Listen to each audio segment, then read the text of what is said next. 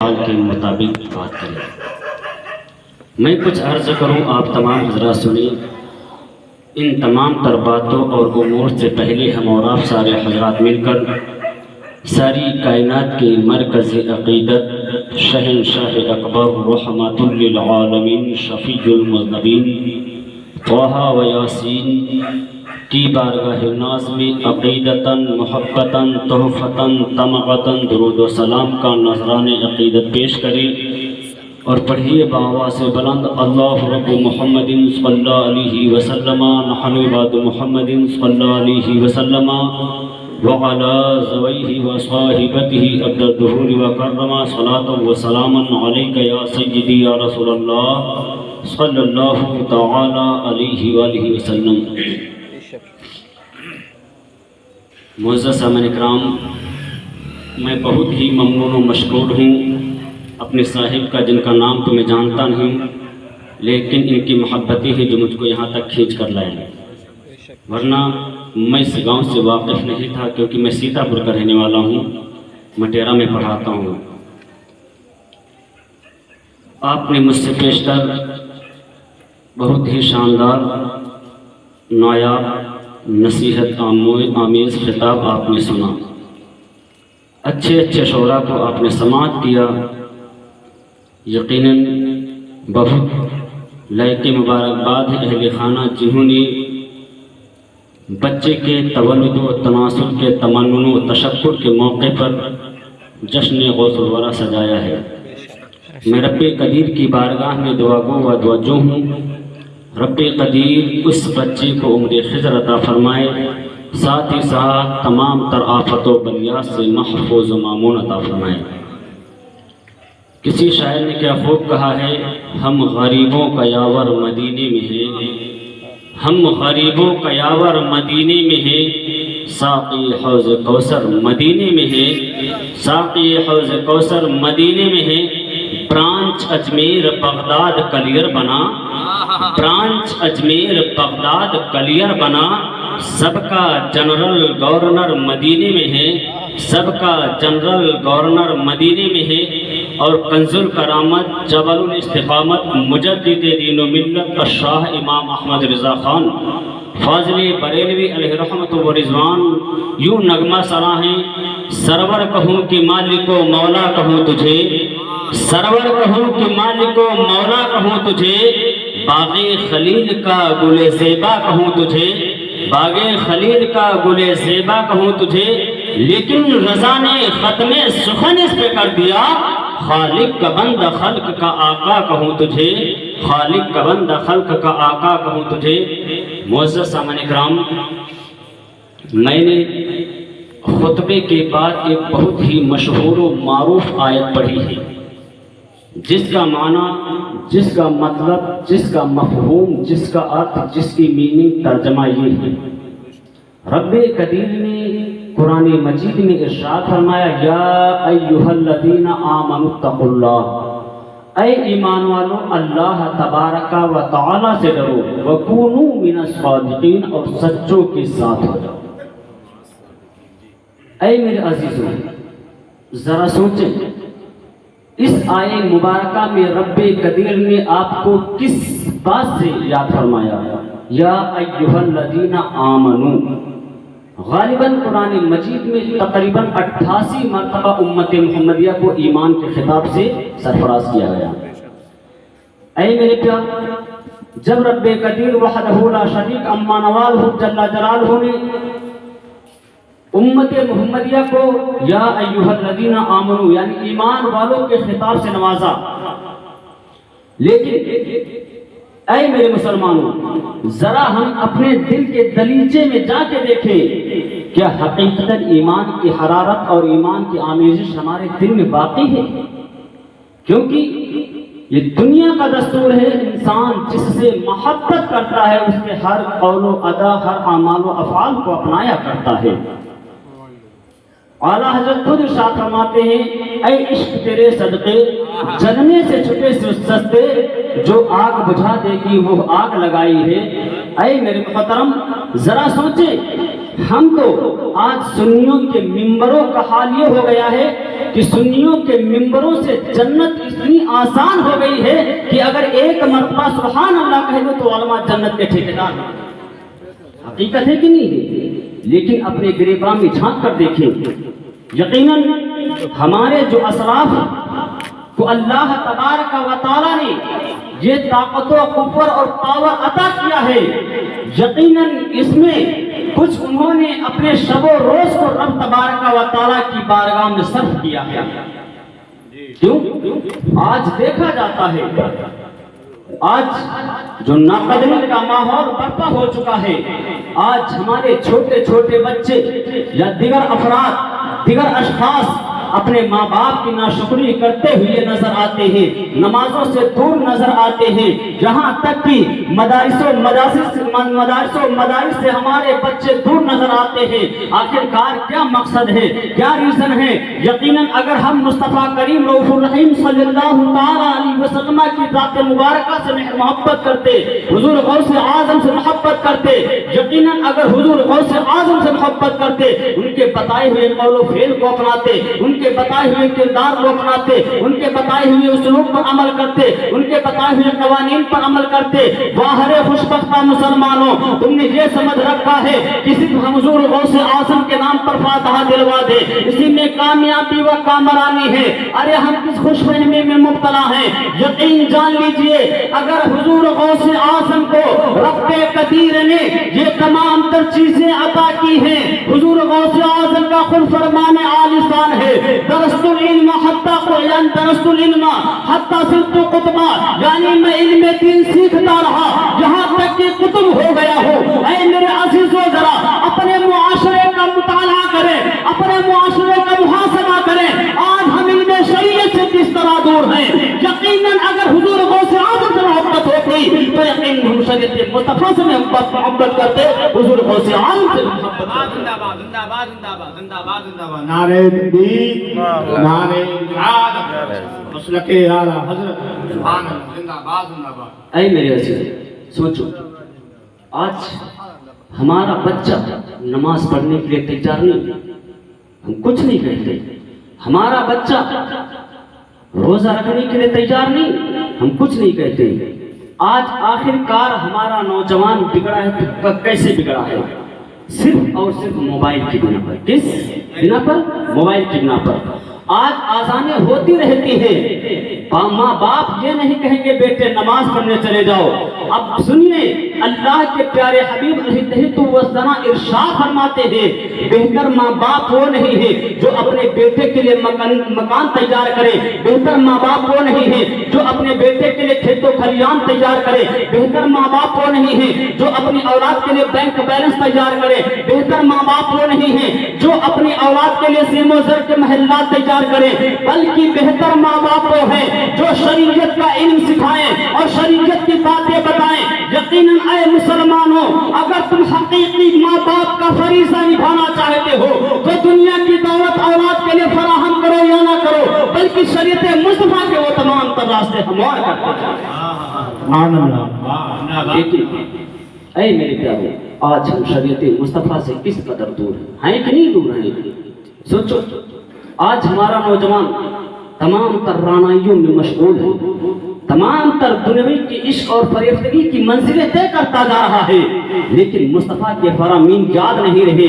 آخر ایسا کیوں؟ کسی شاعر نے کیا خوب کہا ہے، نت نے ہر کام سے ہمیں آزاد کر کے رکھ دیا، نت نے ہر کام سے ہمیں آزاد کر کے رکھ دیا، ایک نئے سردرد کا ایجاد کر کے رکھ دیا۔ فیس بک اور واٹس ایپ گیم نے آج اس دور میں ہمارے نوجوانوں کو برباد کر کے رکھ دیا، آج اس دور میں ہمارے نوجوانوں کو برباد کر کے رکھ دیا۔ اے میرے عزیز ذرا سوچو، آج ہمارا معاشرہ کس دہلیز پہ کھڑا ہے، ہمارا معاشرہ کس دہلیز پہ کھڑا ہے؟ آخر ہم کیا کر رہے ہیں؟ آخر ہم کیا کر رہے ہیں؟ آج ہمارے جو ماں باپ ہیں یہ شکایت کرنے پہ مجبور ہو جاتے ہیں کہ ہمارے بچے ہمارا کہنا نہیں مانتے ہیں، ہمیں جھڑکیاں دیتے ہیں، ہمارے کہنے کے مطابق زندگی نہیں گزارتے ہیں، ذرا کیا تم نے اس بات پر عمل کیا ہے؟ یعنی اللہ آج ہم اور آپ حتمی یہ بات لے لیتے ہیں، یعنی کوئی اگر یہ کہہ دیتا ہے کہ فلاں شہر چلے جاؤ وہاں کی دہاڑی اتنی ہے، فلاں شہر چلے جاؤ وہاں کی کمائی اتنی ہے، جب مصطفیٰ کریم رؤوف الرحیم صلی اللہ تعالیٰ علیہ وسلم نے ارشاد فرما دیا اگر تم اپنے ماں باپ کو یعنی تم اپنے بچوں کو شریعت کا علم سکھاؤ گے تو فلاں مفاد آپ کی طرف واپس آئیں گے، لیکن آپ نے ان قوانین پر عمل نہ کیا، آپ نے شریعت مصطفیٰ پر عمل نہ کیا۔ ذرا سوچ لو مسلمانوں، اگر دنیا والا کہتا ہے فلاں شہر چلے جاؤ کمائی اچھی ہوگی، یقین جان لیجئے یہ یقینی اور حتمی فیصلہ نہیں ہے، بلکہ یہ دنیا والوں کے فرامین بدل سکتے ہیں، لیکن جو مصطفیٰ کریم نے ارشاد فرما دیا ہے جو بندہ قرآن مجید کی تلاوت کر کے یعنی قرآن مجید کی تلاوت کر کے اپنے ماں باپ کی گناہوں کی بخشش و مغفرت کی دعا کرے گا، رب قدیر معاف فرما دے گا۔ دنیا والوں کے فرامین کو بدل سکتے ہیں، اللہ کے پیارے حبیب کا فرمان نہیں بدل سکتا ہے۔ کسی شاعر نے کیا خوب کہا ہے قول محمد قول خدا فرمان نہ بدلا جائے گا، لیکن زمانہ لاکھ مگر قرآن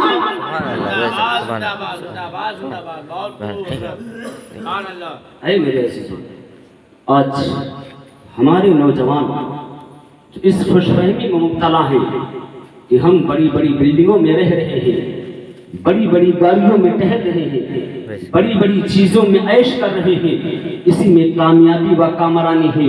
آخری بات میں آپ کے دہلیز پہ رکھتا ہوں، آخر کا یہ بتائیں ہم اور آپ قرآن یعنی ہم اور آپ نماز پڑھتے ہیں، رب قدیر نے ارشاد فرمایا نماز پڑھو، یقیناً آپ کتابوں کا مطالعہ کر لیجئے، لیکن یہ کتابوں میں کہیں مرقوم نہیں ہے، کتابوں میں کہیں محرور نہیں ہے۔ اگر تم نمازی بن جاؤ گے، نمازوں کی پابندی کرو گے، تمہارا خاتمہ ایمان پر ہو جائے گا۔ اگر تم روزہ رکھو گے تو یقیناً تمہارا خاتمہ ایمان پر ہو جائے گا۔ تم حج بیت اللہ شریف کرو گے، تمہارا خاتمہ ایمان پر ہو جائے گا۔ اے میرے عزیزو ذرا سوچو، ہم دنیا کے تمام تر اعمال و افعال و اقوال کرتے ہیں، لیکن مصطفیٰ کریم نے اس بات کی گارنٹی نہیں دی ہے کہ تمہارا خاتمہ ایمان پر ہوگا۔ لیکن وہ ہر مسلمانوں، مصطفیٰ کریم نے ارشاد فرما دیا اے مسلمانوں اگر تم نماز کے ساتھ روزہ بھی رکھتے رہے اور روزے کے ساتھ زکوٰۃ بھی دیتے رہے، زکوٰۃ کے ساتھ حج بیت اللہ شریف بھی کرتے رہے، ان تمام امور کی ادائیگی کے ساتھ اپنے ماں باپ کو اگر تم نے خوش رکھا ہے تو یقین جان لیجئے اس وقت آپ دنیا سے نہیں جا سکتے ہیں جب تک آپ کے زبان میں مبارک پر کلمہ طیبہ نصیب نہیں ہوگا۔ آپ سوچ لیں آج ہم ماں باپ کو جھڑکیاں دیتے ہیں، ماں باپ کو گالی گلوچ دیتے ہیں، ماں باپ کو ضربیانی مارنے کے لیے تیار ہو جاتے ہیں اور ہم یہ سمجھتے ہیں ہم دنیا میں کامیاب ہیں۔ ارے ہم اور آپ کس کھیت کی مولی ہیں؟ ذرا صحابی رسول کی زندگی کا مطالعہ کیجئے تو معلوم ہوگا کہ ایک صحابی رسول ہیں جن کا نام حضرت عبداللہ بن سلام ہے۔ اے میرے عزیزو یہ اللہ کے پیارے صحابی ہیں جو نماز اللہ کے پیچھے پڑھتے ہیں، قرآن اللہ کے حبیب پر نازل شدہ پڑھتے ہیں، یعنی شب و روز محنت و مشقت کر کے عبادت و ریاضت کرتے ہیں، بندگی کرتے ہیں۔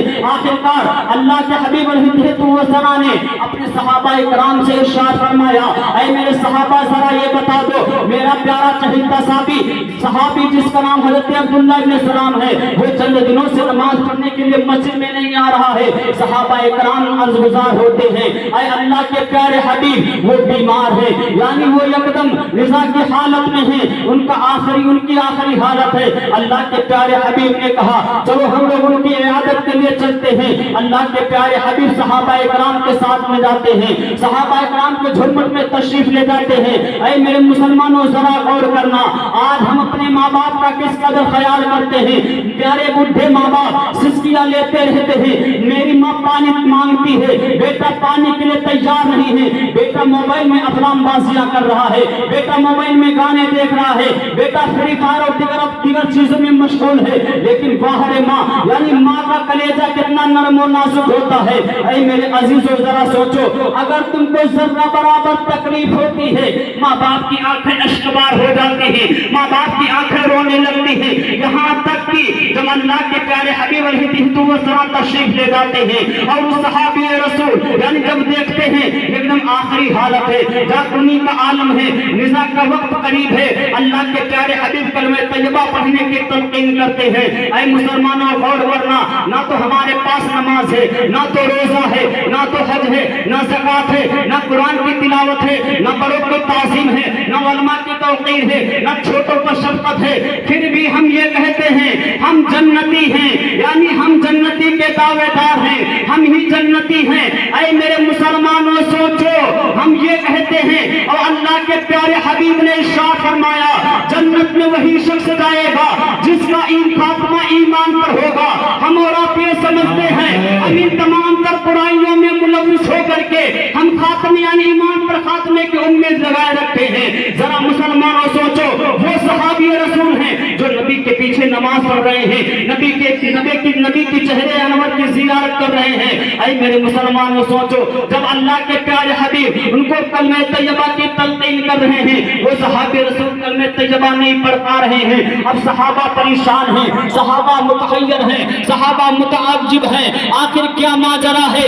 یہ وہ صحابی ہیں جنہوں نے نبی کے پیچھے نماز پڑھی ہے، پھر بھی کلمہ نہیں پڑھ پا رہے ہیں۔ اللہ کے پیارے حبیب نے ارشاد فرمایا اے میرے پیارے صحابہ، جاؤ ان کی بیوی کو بلا کر لاؤ، ان کی شریک حیات کو بلا کر لاؤ، ان کی زوجہ محترمہ کو بلا کر لاؤ، ان کی ہوم منسٹر صاحبہ کو بلا کر لاؤ۔ صحابہ اکرام جاتے ہیں، ان کی شریک حیات کو بلا کر لاتے ہیں۔ اللہ کے پیارے حبیب نے ارشاد فرمایا اے خاتون ذرا یہ بتا دو کیا انہوں نے تمہارے حق کو ادا نہیں کیا ہے؟ ان کی شریک حیات عرض کرتی ہے اے اللہ کے پیارے حبیب، یقیناً انہوں نے میرے حق کو بھی ادا کیا ہے، بچوں کے بھی حق کو ادا کیا ہے، اسلامی طور و طریقے پر بچوں کی پرورش کی ہے، لیکن انہوں نے اپنی ماں کی شان میں گستاخی کی ہے۔ مسلمانوں یاد رکھنا، کوئی اور نہیں ہے بلکہ صحابی رسول ہے جنہوں نے اپنی ماں کی شان میں گستاخی کی ہے۔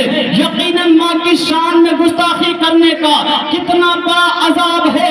صحابی ہیں، نبی کے چہرے کی زیارت کر چکے ہیں، کلمہ نصیب نہیں ہو رہا۔ مسلمانوں ہم ماں باپ کو ستائیں گے تو مرنے کے وقت کلمہ کس طرح نصیب ہوگا؟ ہم اپنے ماں باپ کو خوش کر لیں۔ اب اللہ کے پیارے حبیب ان کی ماں کو بلاتے ہیں اور یوں ارشاد فرماتے ہیں اے خاتون کیا تم چاہتی ہو کہ تمہارے لخت جگر کو، تمہارے نور نظر کو، تمہارے دل کے پارے کو، تمہارے دل کے ٹکڑے کو جہنم کی وادیوں میں ڈالا جائے؟ اے میرے مسلمانوں یاد رکھنا، اگرچہ تم نے ماں باپ کو مارا ہے لیکن ماں باپ کا دل اتنا نرم و نازک ہوتا ہے کہ بیٹے کی محبت میں فوراً وہ پسیج جاتا ہے۔ ماں عرض کرتی ہے اے اللہ کے پیارے حبیب، یقیناً میں آپ کو گواہ بنا کر کے اپنے بیٹے کی تمام تر گستاخیوں کو معاف کرتی ہوں۔ صحابہ کرام صحابہ کرام بیان فرماتے ہیں جو ہی بڈھی خاتون نے، جو ہی اس کی ماں نے اپنے بیٹے کی گستاخیوں کو معاف فرمایا ہے، فوراً حضرت عبداللہ بن سلام کلمہ پڑھنا شروع کر دیتے ہیں۔ اے میرے عزیزو ذرا سوچنا، یقیناً اگر ہمارے ماں باپ ناراض ہیں، دنیا کی کوئی چیز تم کو خوش نہیں کر سکتی ہے۔ اگر تم کو جنت میں لے جا سکتی ہے تو ماں باپ کی رضا خوشنودی ہے، اور اگر ماں باپ کی رضا خوشنودی چاہتے ہو تو پہلے حکام شریعت کی پابندی کرتے ہیں۔ یہ شریعت ارشاد فرماتے ہیں جہاں بانی عطا کر دے بھری جنت ہبا کر دے، نبی مختار کل ہے جس کو جو چاہے عطا کر دے۔